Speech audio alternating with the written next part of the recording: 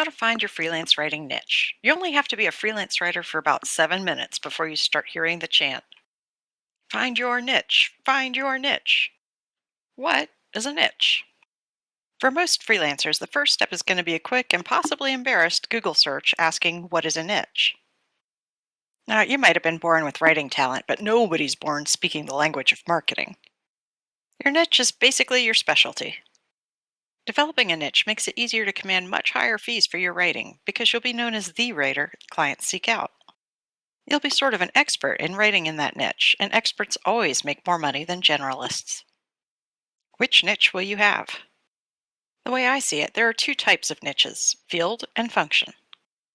A field niche would be your years working in fundraising for a nonprofit, your degree in biology, your former career as an accountant, something that you learned inside out over a period of years until you became somewhat of an expert.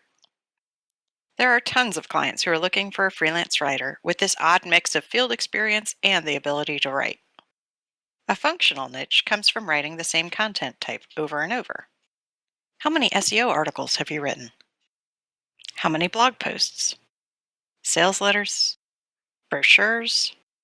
Press releases?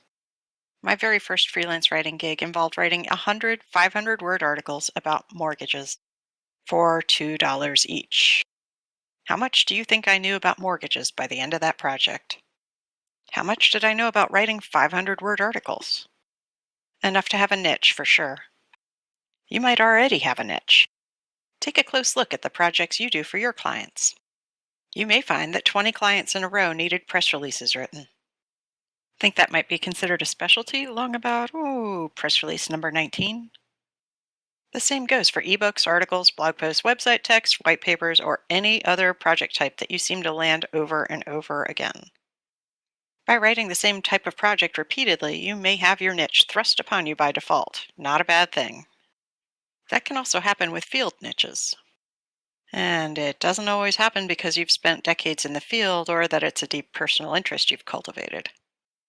For example, I've written a ton of content for bodybuilders, dating coaches, and juicing gurus.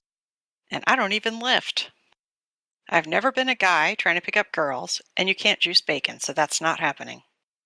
But I can write about this stuff because I've written about this stuff so much. Possibly there's this secret underground network of bodybuilders who are passing my name around. I don't truly know how they all find me, but they do. Learn once, write many times. That brings us to one more benefit of having a niche. Niching cuts your learning curve. You don't have to research quite so much. You get what your client needs. You know your way around and don't have to have so much direction. With a niche, you can develop packages, systems, methods, and client questionnaires, tools that make the whole process easier for yourself and for your clients. All this translates to making more money from an efficiency standpoint alone. Because the faster you can deliver excellent content, the more money you can make as a freelance writer. Keep writing. Your niche is on its way. Finding your niche, or niches, most writers end up with more than one, might be an obvious, instantaneous no-brainer. Or it might take some time and consideration. But the task of finding your niche is not an emergency. It's more like a treasure that you'll want to be on the lookout for as you grow your freelance writing business.